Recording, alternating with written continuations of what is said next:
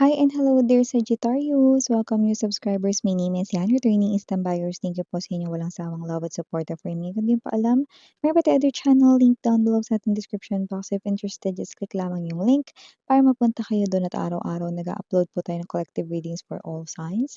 There, at yun nga wala tayong gender dito sa babae, lalaki, LGBT, lahat po ay welcome. Pwede rin pong i-switch ang mga roles.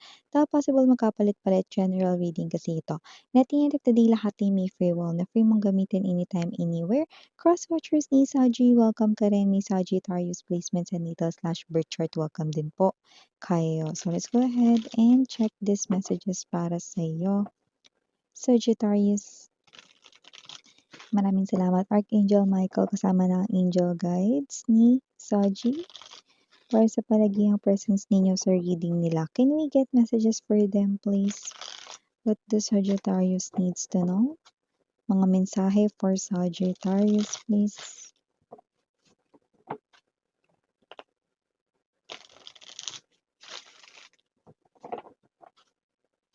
Okay, daling-dali. Daling-dali. Let us see, Saji, meron kang energy ng temperance. You also have here justice. Oh, 2 major arcanas. Oh, 3 major arcanas with the sun, no? We also have here the Knight of Coins. Now we've got the 4 of Cups. We have now the 3 of Swords. Para sa bottom of the deck ni Saji, we have the 9 of Cups. Death or rebirth here, and the Shrink. So you have here 5 major arcanas now lined up here. Okay. So it looks like kung ano yung mga next na mga mangyayari ditong kaganapan. This is part of your destiny. This is part of the orchestrated na mga sitwasyon for you ni Universe. Okay? So, meron tayong message dito with the Temperance and the Knight of Pentacles energy. Maaring maging mabagal rito ang pasok ng pera. So, nakikita natin dito for a lot of you related ito sa money ninyo.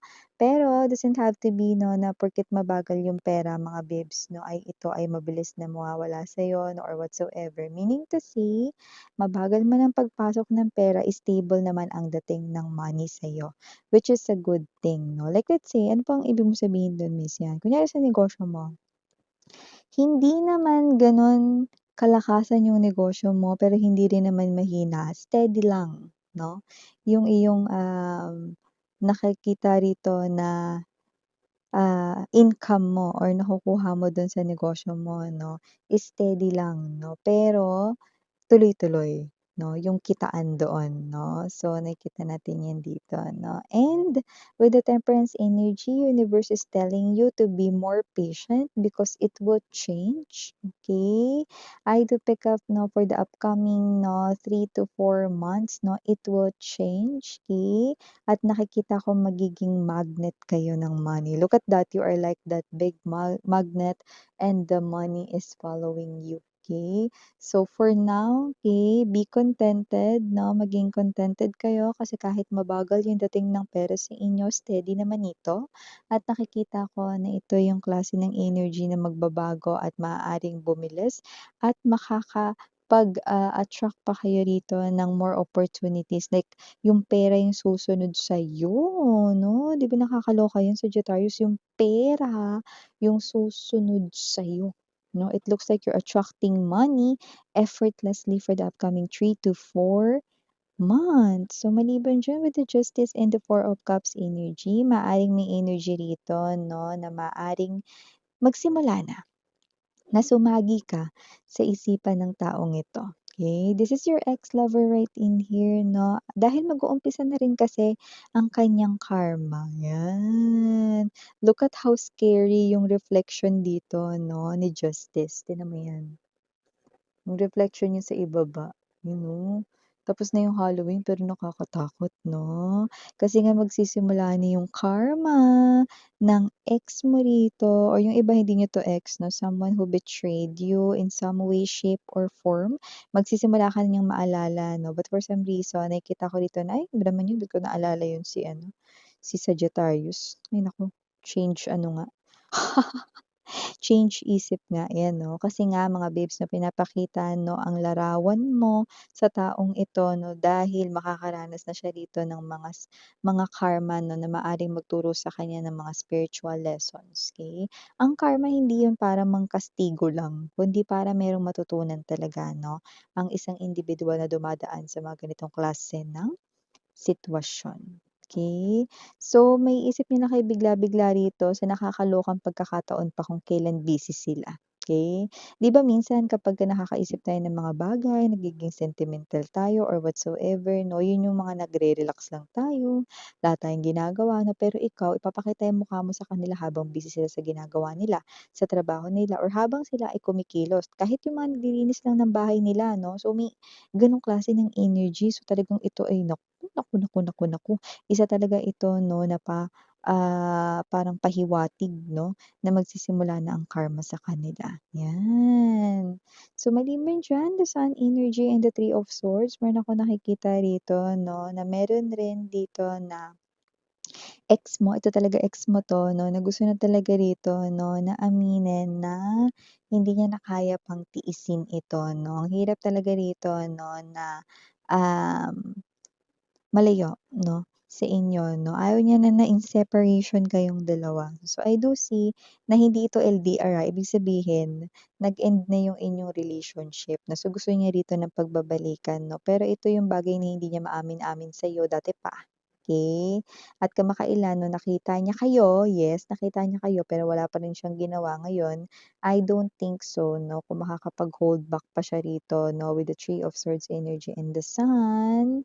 Ewan ko na lang talaga, 'yan 'no, magsusumabog na rito yung feelings niya dito and I do feel like that this ex of yours will reveal sa'yo na siya ay in love pa rin sa'yo at gusto niya pa rin ng new beginning here for you guys, okay? Death and rebirth is the signal of having new beginning with someone you've ended something with in the past, okay? So, kayong bahala diyan kung anong gusto ninyo, it's up to you kung gusto niyo ba yan bumalik sa life ninyo or hindi. Pero yun nga, nakita ko siyang in denial with the past few months, 'no? At yung iba in denial ngayon 'no, pero hindi na yan magtatagal. So, maliban diyan, Sagittarius, may energy rin dito 'no, ng wow! Nine of Cups energy, this is wish. Maaaring itong wish na 'to ay may kinalaman rito sa'yo ritong kaperahan. Kung hindi kaperahan, puwedeng sa trabaho mo ito. Meron ka bang matagal ng gustong mangyari diyan or meron ka bang gustong ma-achieve? Meron ka bang gusto ritong success, victory sa pera mo? Okay, aside from dito sa magiging money magnet ka rito 'no, okay, yung iba magsisimula ng 3 to 4 months 'no. Itong wish na nakikita ko rito, ito talaga yung fulfilled ka na talaga 'no. Yung as in wala ka na talaga ritong hahanapin pa, yung hindi ka na talaga rito mamomroblema sa pera 'no. So yung iba nakita ko dito 'no, na kinakailangan dito yung inyo pa ring hard work, pero magtutuloy-tuloy na. Like let's say, um wish mo na magkaroon ka ng karinderya, 'yan 'no, or wish mo magkaroon ka ng shop kahit ano 'yan, 'no. So, nakikita ko rito 'no, na gustong-gusto mo talaga 'yang gawin and at the same time 'no, 'yan yung tatad mong wish related sa iyong money, 'yan. So, yung iba naman 'no, let's say hindi 'yan negosyo pero sa work mo 'yan, maaaring kung sa work mo meron ka talagang hinihiling 'no, na sana, kahit hindi na yung ibang mga benefits pero sana kahit ito lang meron dito, 'yan. Kunwari walang birthday leave diyan. Maaaring magkaroon na ng birthday leave, 'di ba? Hindi mo na kailangan mag-leave sa birthday mo kasi meron ng available na leave for birthday, 'yan 'no, or baka naman merong dagdag dito na mga added leaves with pay, 'di ba?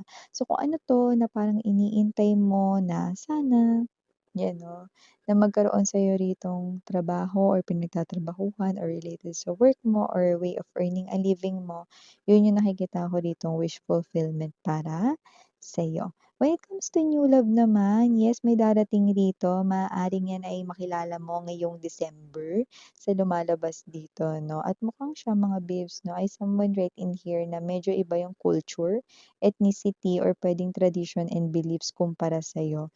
May energy rin na baka yan ay galing sa foreign country, no? Or baka naman dun siya tumira ng matagal, pero hindi talaga siya citizen doon.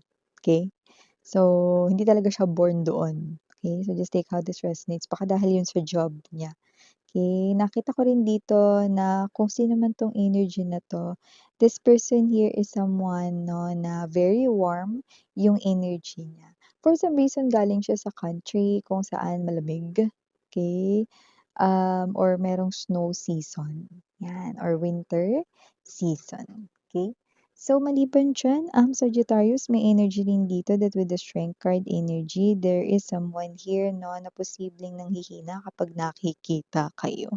Possible na itong person na 'to 'no, hindi siya gutom, pero tingin ko may crush siya sa'yo. Pero may energy ito 'no, na posibleng alam mo yung energy ng nahihiya kasi nakikita yung crush, gano'n yung energy niya. Pero hindi ko pa nakikitang ito ay love 'no. Possible na itong person na 'to 'no, ay may crush sa'yo and hindi niya ito maitago kaya minsan parang umaalis na lang siya. Kunyari, andun ka din 'no, aalis siya dun para hindi mo mahalata or siya ito na i-exit, mga ganyang klase ng energy. So, ito yung mga messages para sa'yo, Saji. Maraming salamat sa oras mo. Again, I'm Yuriana on ni Sarang Heyo, Love and Light.